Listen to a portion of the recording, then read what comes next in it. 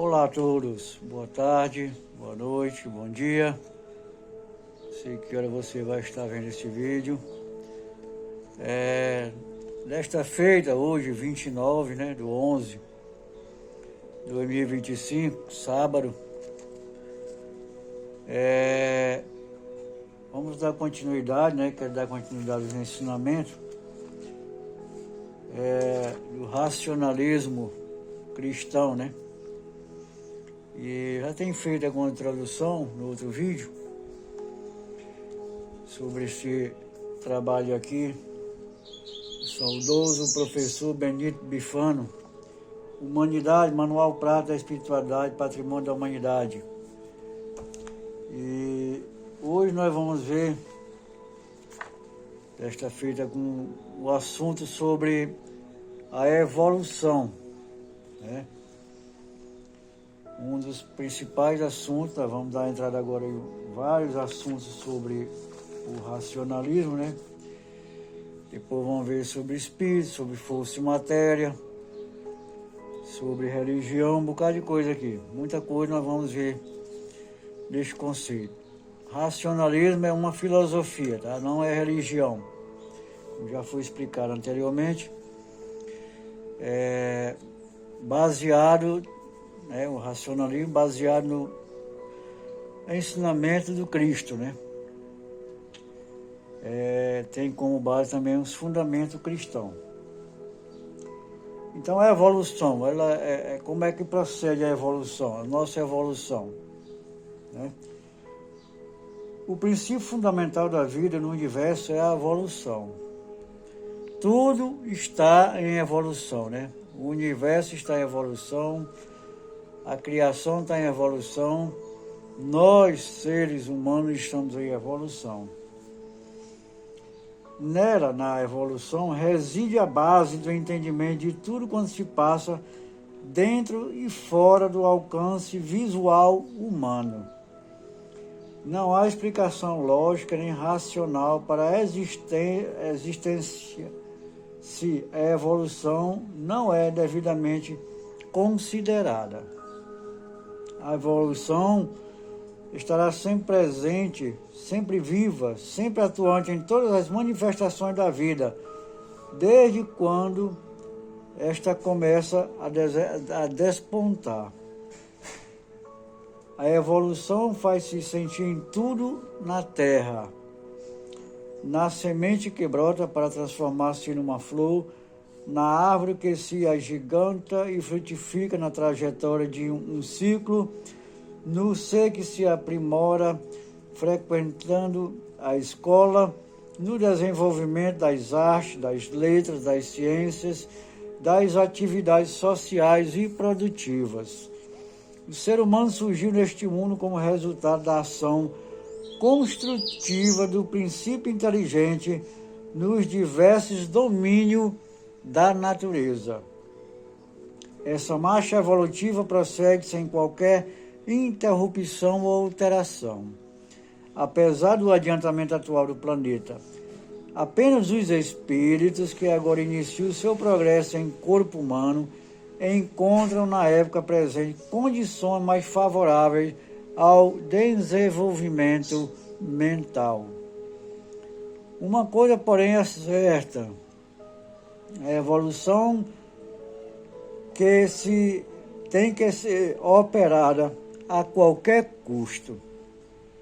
Assim, o impõe as leis da natureza, naturais e imutáveis que regem o universo.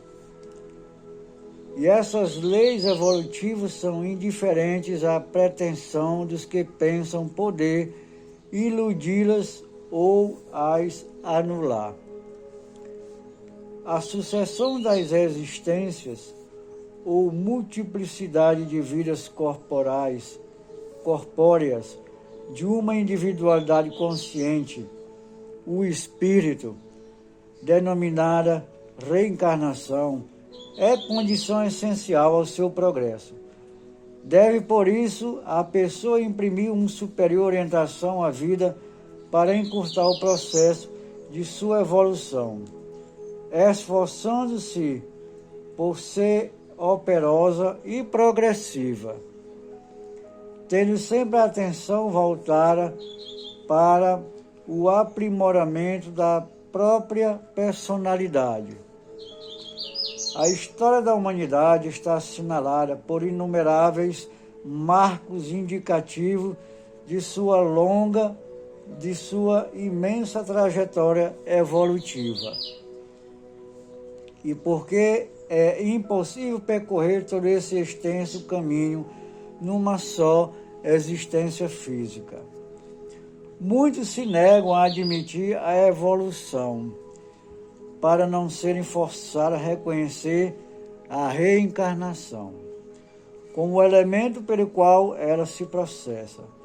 Bastaria que refletissem para compreenderem que nenhuma oposição séria pode ser feita às leis evolutivas. Sem elas, todas as pessoas permaneceriam no mesmo grau de inteligência, adiantamento e espiritualidade. Ao iniciar-se o processo evolutivo, cada partícula da inteligência universal conta com as mesmas possibilidades, mesmos recursos, encontra-se em idênticas condições e possui iguais valores latentes. Por isso, se desenvolve na mesma proporção até alcançar a condição de espírito, quando passa de posse de um corpo humano a dispor do livre arbítrio, para conduzir-se por sua conta e risco. O mau uso do livre arbítrio retarda a evolução espiritual. Logo, as pessoas que usarem melhor o livre arbítrio, é evidente, conseguirão evoluir mais do que outros menos cuidadosas, no mesmo número de reencarnações. O observador que quiser enxergar tem diante dos olhos o quadro da evolução do espírito na vida eterna. Não existem dois indivíduos iguais, embora os haja semelhantes. Cada um está promovendo seu progresso a seu modo e à sua custa, de acordo com o procedimento que tem adotado no transcurso das existências passadas, num período de milhares de anos. Aí está uma das razões que explica a grande heterogeneidade de mentalidades, disparidade de sentimentos e divergência de conceito que se observam no meio do povo. É que o número de existências vividas várias de indivíduo para indivíduo, como varia também o aproveitamento de cada um obteve, bem como o esforço despendido. Pode haver quem tenha perdido 200 vidas à terra, em consequência de vidas e mais vidas desregradas, e quem, em igual período, tenha perdido apenas 20.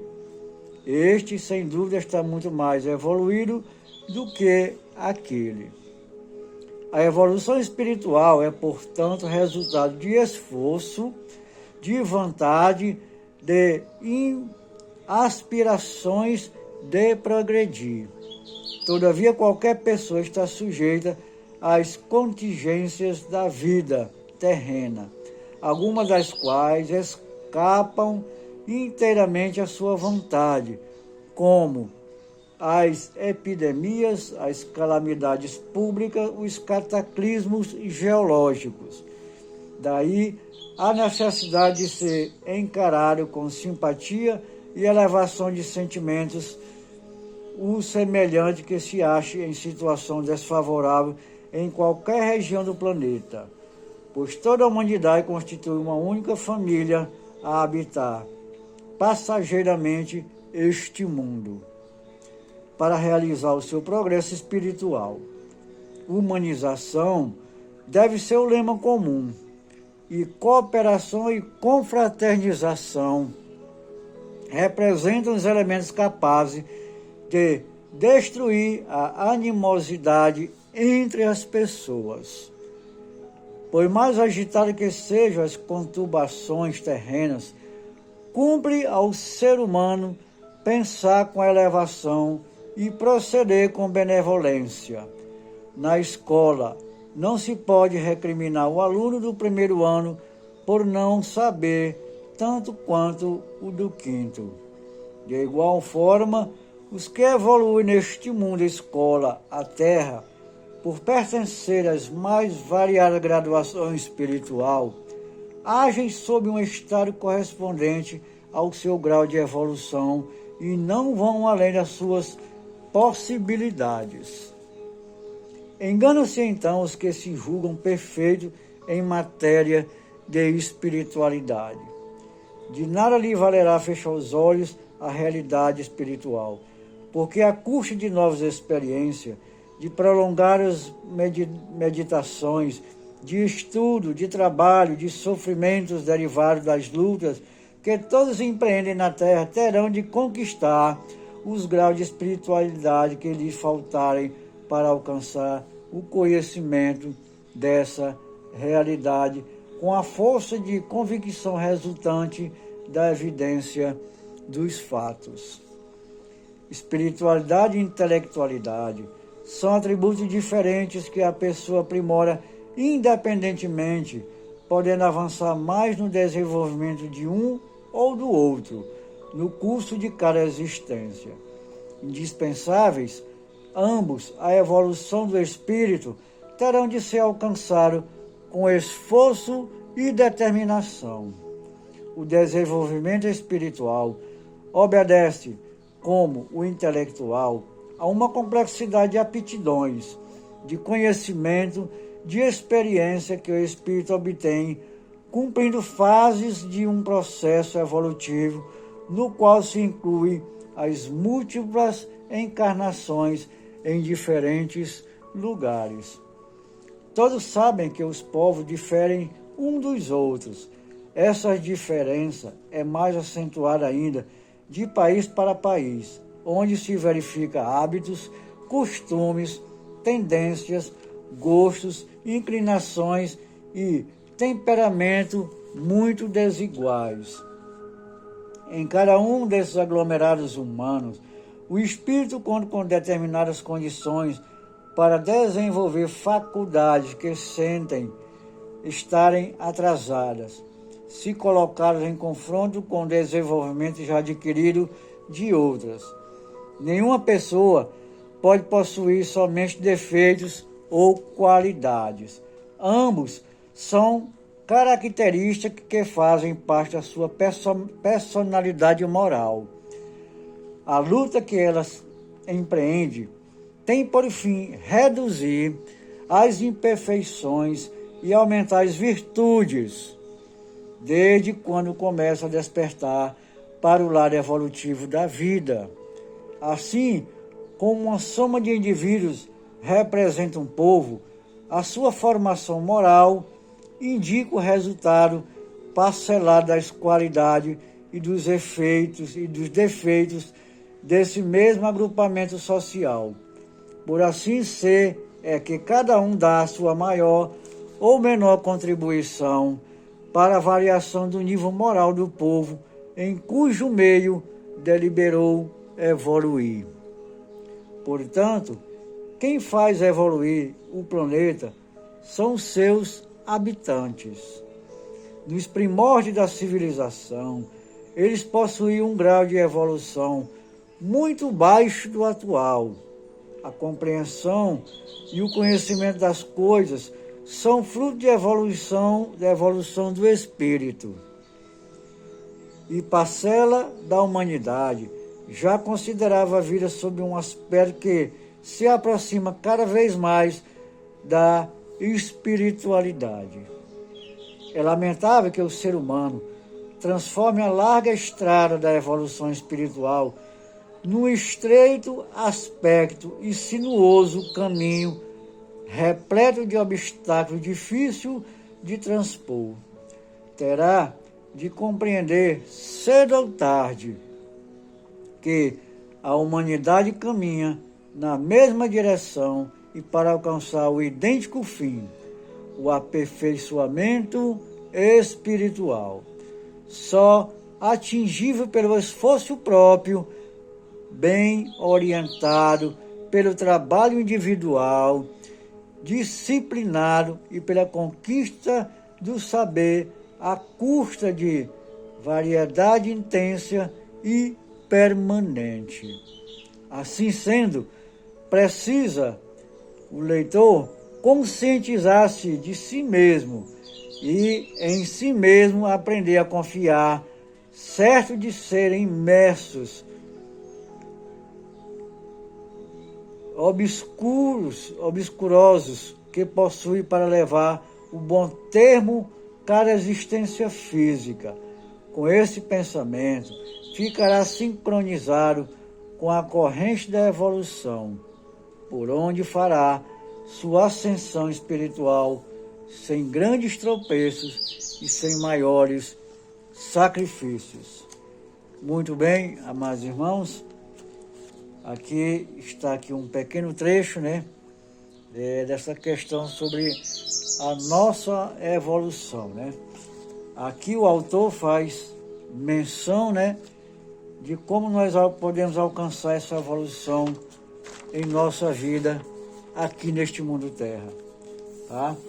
Nós somos responsáveis pelos nossos próprios atos.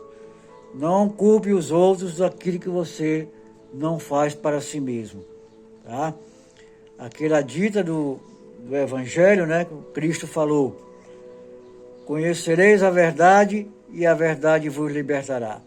Então, sem o conhecimento dessas verdades espirituais, nós vamos viver todo o tempo na ignorância e na obscuridade de quem nós somos, o que viemos fazer aqui, qual o nosso propósito e qual a nossa missão de vida aqui neste plano Terra. A nossa missão é nossa evolução espiritual, porque a verdadeira vida não é aqui, e sim num plano superior, no mundo espiritual. E que nós estamos aqui para cumprir determinadas funções, para nós evoluirmos e nós crescermos espiritualmente, nos aperfeiçoando cada dia na questão da moral, da disciplina, e por isso que nós prezamos pelos ensinamentos do Evangelho, porque os ensinamentos também do Cristo nos conduzirá por uma perfeição maior. Ele foi o nosso exemplo maior, uma pessoa altamente espiritualizada, uma pessoa que já está num grau elevadíssimo na questão espiritual e que nos deixou legado para nós aprendermos. Então, não vamos nos apegar à religiosidade, não vamos apegar a gurus, a pastores, a padres. Não, é você, é eu, é você que somos responsáveis pela sua própria vida. Não temos essa responsabilidade de responsabilizar os outros pelo que nós não fazemos. É você e eu que daremos conta da nossa vida espiritual. Então, esses ensinamentos é muito bom, porque nós vamos ficar bem orientados sobre esta questão. Esqueça a religião, esqueça a adoração, esqueça tudo isso. É você e eu que devemos melhorar, devemos esforçar aqui neste plano Terra e adquirir e absorver os ensinamentos que não foram deixados pelos mestres espirituais que já adquiriram um elevadíssimo grau de espiritualidade e perfeição. Então, ficamos aqui. Um forte abraço. Até uma oportunidade maior, se Deus quiser. Namastê.